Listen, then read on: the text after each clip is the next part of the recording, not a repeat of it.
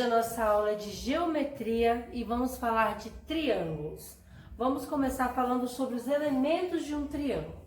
Quais são os elementos de um triângulo? Temos como elemento vértice, que são esse pontinho aqui, onde a nossa aresta ou lado ou segmento de reta se encontra, onde os lados se encontram, eu tenho o vértice. Então, eu tenho aqui o vértice A, o vértice B e o vértice C. E nós representamos eles por letras maiúsculas. Então, vai ficar assim, ó.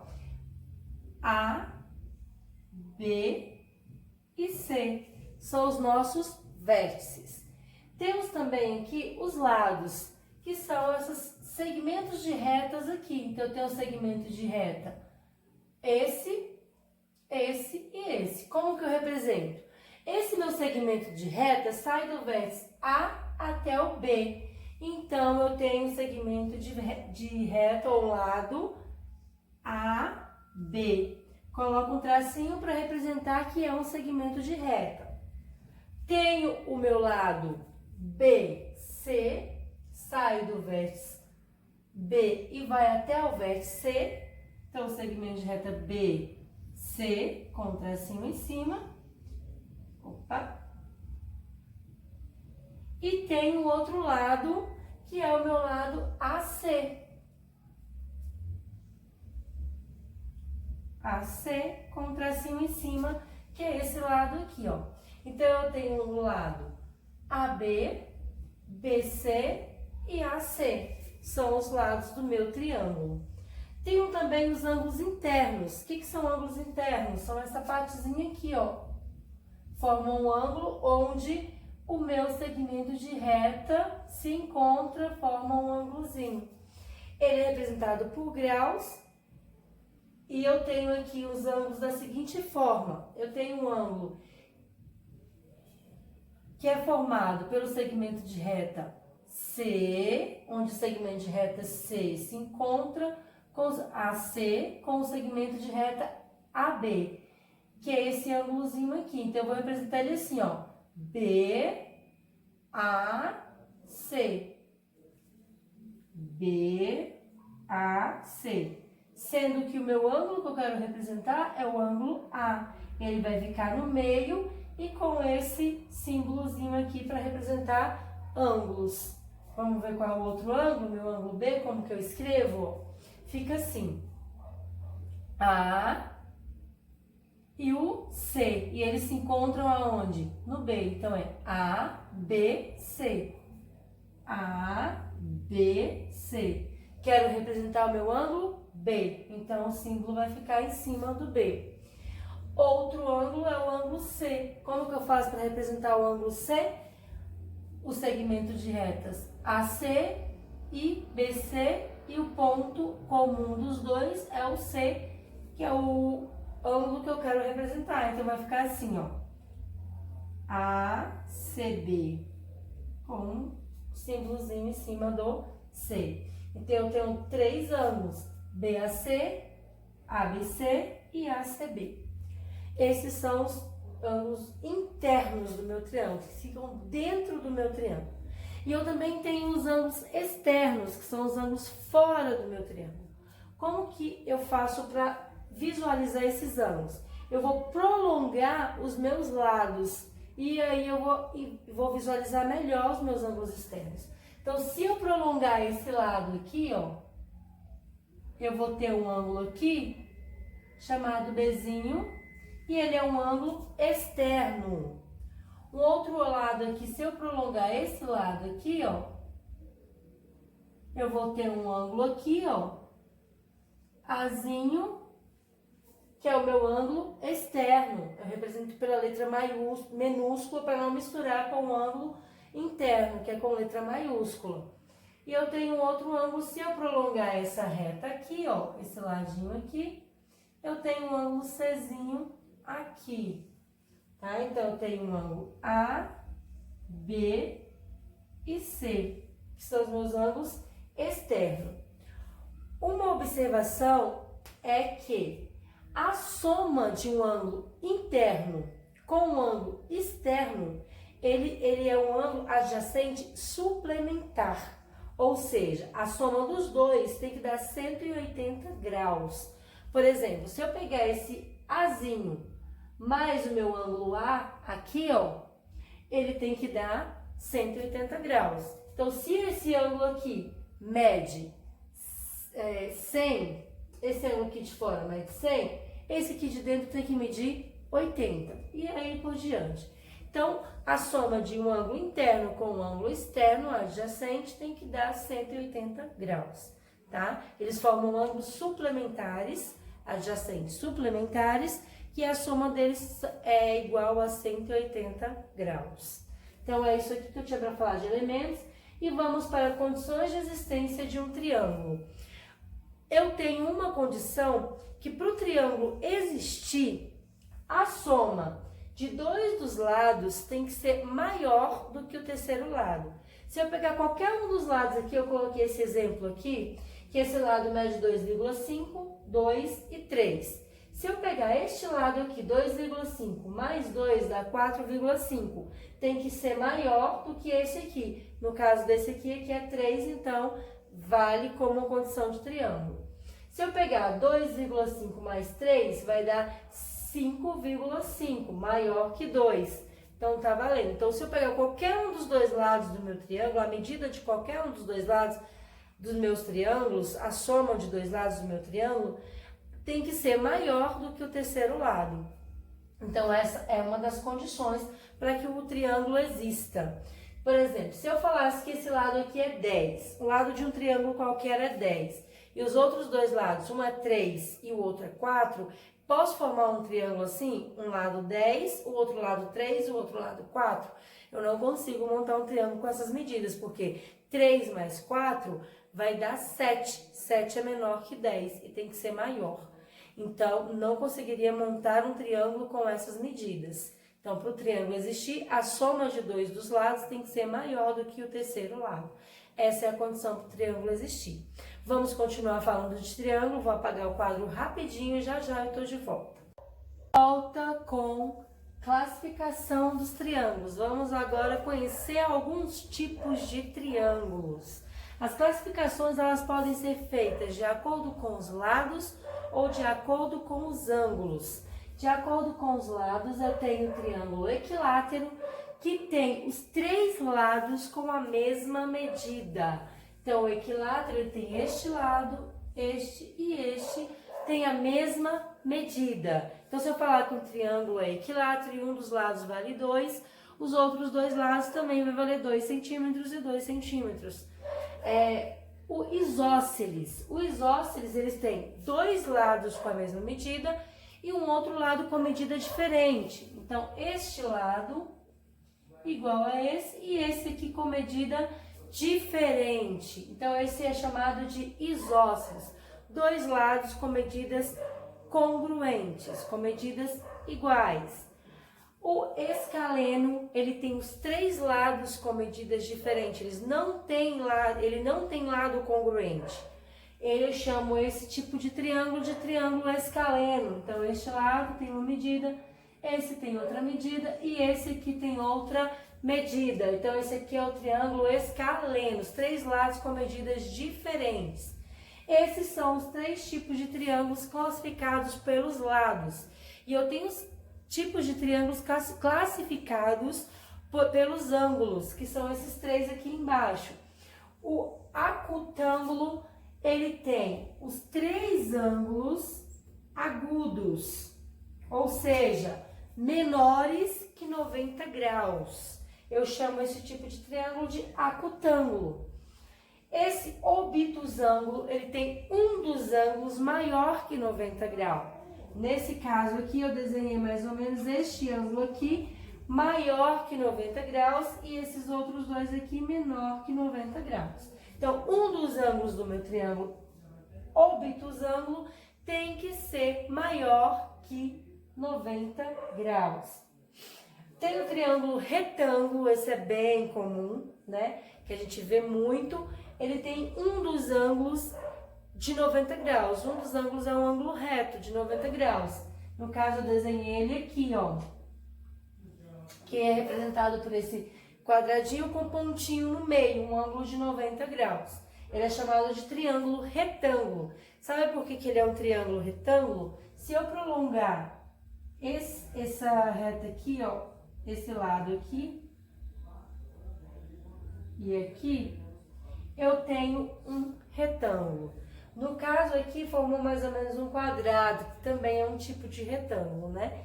Então, se eu prolongo, ó, eu tenho um retângulo, 4 ângulos retos, 4 ângulos de 90 graus. Se eu divido esse retângulo ao meio, eu tenho um triângulo retângulo daqui e aqui tem um outro triângulo retângulo. Então, qualquer retângulo, quando eu passo uma reta cortando ele ao meio, né, eu tenho 2 triângulos com ângulo de 90 graus. Sobre classificação de triângulos é isso. Vou apagar o quadro rapidinho e volto com mais um pouquinho, mais outro assunto sobre triângulo, tá? Já já estou de volta. Então, de volta, vamos falar sobre soma das medidas dos ângulos internos de um triângulo. Eu fiz um desenho aqui para a gente poder falar um pouquinho dos ângulos, tá? Então, vamos falar dos ângulos correspondentes e dos ângulos alternos, internos e externos. Quais são os meus ângulos correspondentes? Os correspondentes, ele tem uma aqui fora dessa reta, tá vendo? A gente tem 2 retas paralelas e cortada por uma transversal. Aqui, ó, desse lado de fora da minha reta, que é dentro da minha reta, que é fora e aqui é fora. Aqui fora eu tenho o A e o D. Vamos ver qual é o ângulo correspondente ao meu ângulo A. Correspondente ao meu ângulo A, ele está fora, o correspondente dele tem que estar do lado de dentro, na mesma reta transversal aqui. Então, eu tenho o A e o E. Eles são os meus ângulos correspondentes. Vamos ver outro. Do D, fora, ele tem que estar na mesma reta, só que ele tem que estar dentro. Então, é D e H. D e H. São os meus outros 2 ângulos correspondentes.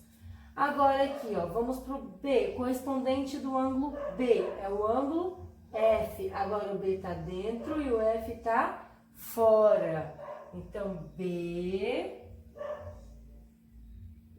e F. Vamos para o correspondente do ângulo C. Dentro, o correspondente tem que estar fora. Então, vai ser C e G. Então, esses são os ângulos correspondentes. Tem que estar na mesma reta transversal. Fora, dentro, dentro. Dentro, fora. Esses são os meus ângulos correspondentes. Agora, os ângulos alternos, internos. Internos que estão dentro, externos que estão fora. Então, os meus ângulos externos são A, D, F e G. E os ângulos internos, B, C, E, H.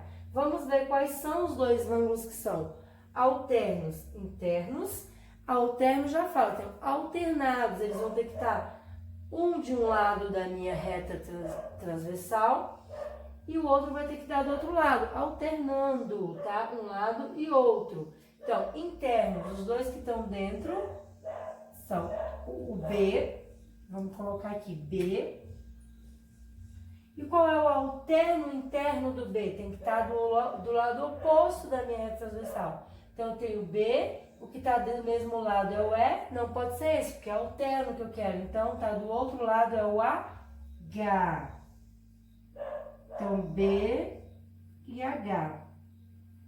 Vamos para o outro ângulo alterno interno, o C. E o que está do outro lado da minha reta é o ângulo E. Então, os meus alternos internos é B e H. e o outro é o C e o E. São os alternos internos. Agora vamos para os alternos externos, que estão fora da minha reta. Então, são esses 4. Vamos ver quais deles são os alternos externos. Então, o A não pode estar do mesmo lado da minha reta transversal, tem que estar do outro lado. Então, tá aqui o A e o G. A e G. É um ângulo. Vamos para o outro. O outro, o D. E, ó, tá desse lado, o outro tem que estar do outro lado, que é o F. Esses são os alternos externos. Então, alternos internos B e H, C e E. Os alternos externos A e G, D e F. São os externos. Uma observação aqui que eu coloquei, que em qualquer triângulo, a soma das medidas dos ângulos internos tem que ser igual a 180 graus. Como assim? Vamos lá. Coloquei um triângulo aqui como exemplo. Esse meu ângulo A, B e C. A soma desses 3 ângulos tem que dar 180 graus. A mais B mais C tem que ser igual a 180 graus. A gente vai fazer alguns exemplos falando em números, né? Tirando essas letras e colocando números, para vocês entenderem melhor. Mas já dá para dar uma esclarecida aqui com as letras, né? A mais B mais C tem que ser igual a 180 graus. Vamos apagar o quadro e volto já já. De volta, galerinha, com uma observação e 2 exemplos. A observação é que em qualquer triângulo a soma da medida de um ângulo externo é igual à soma das medidas dos ângulos internos não adjacentes a ele. Eu tenho aqui esse exemplo, vamos começar com esse exemplo. Então, a soma desses 2 ângulos aqui, ó, não pode ser esse, porque esse ângulo aqui é adjacente ao ângulo externo. Então, tem que ser esses 2 ângulos aqui, os opostos. Então, a soma desses 2 ângulos tem que ser igual a este ângulo externo aqui. Então, 85 graus mais 40 tem que ser igual a x, ou x é igual a 85 mais 40. Então, qual seria o valor de x aqui? Basta somar 85 mais 40. X é igual a 125 graus. Então, em qualquer triângulo, a soma dos meus 2 ângulos internos não adjacente ao externo é igual ao meu ângulo externo, tá? Esse exemplo aqui é simples, tranquilinho, né? Agora vamos para um exemplo daquela outra observação que a gente fez anteriormente, que a soma dos ângulos internos de qualquer triângulo é igual a 180 graus. Então, para eu encontrar o valor de x nesse exemplo aqui, eu sei que a soma deste ângulo mais esse ângulo tem que ser o quê? Igual a 180 graus. Então, eu vou escrever isso. 30 mais x, que é esse ângulo, mais 2x mais 3x tem que ser igual a 180. Bom, aqui eu tenho uma equação de primeiro grau. Como que se resolve uma equação de primeiro grau? Primeiro, eu vou passar para o segundo membro da igualdade, os meus números que não estão acompanhados com uma variável, com x, que não estão multiplicando uma variável. Que no caso aqui é só o 30. Vou passar para o segundo membro da igualdade, trocando o meu sinal. Ele aqui está positivo, eu passo para o outro lado, negativo. Vou repetir toda a minha expressão, passando esse 30 para o segundo membro da minha igualdade. Então, vai ficar assim, ó. X mais 2x mais 3x é igual a 180 menos 30. Olha esse 30 aqui, passou para cá, negativo. Agora vamos resolver isso aqui, ó. E já posso somar esses daqui também. Tá? Vou somar todas as minhas letrinhas e os meus números independentes aqui. Então, x mais 2x, 3x. 3x mais 3x, 6x, que é igual 180 menos 30, 150. X é igual a 150 dividido por 6. Peguei esse 6 aqui que está multiplicando com o meu x e passo ele dividindo. Então, fica 150 dividido por 6. X é igual a 25 graus.